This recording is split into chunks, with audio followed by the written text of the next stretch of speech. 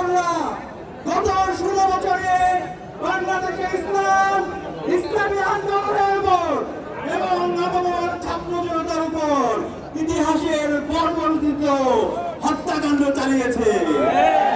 আপনারা জানেন 2009 সালে এপ্রিল হত্যাকাণ্ডের মাধ্যমে এদেশে দেশপ্রেমিক নাগরিকদেরকে হত্যা করা হয়েছে।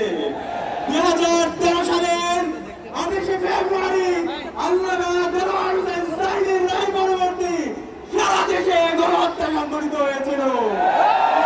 2013 সালের 5 মে শাপলায় আমাদের এদেশের মাদ্রাসা শিক্ষার্থীদের উপর গণহত্যা এবং শিশু হত্যা সংঘটিত হয়েছিল।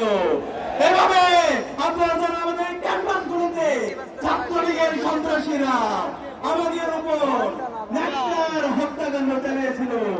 আগ্রাসনের বিরুদ্ধে, আধিপত্যবাদের বিরুদ্ধে কথা বলতে গিয়ে বুয়েটের মেধাবী শিক্ষার্থী আমাদের ভাই আবরার পাল শহীদ হয়েছে।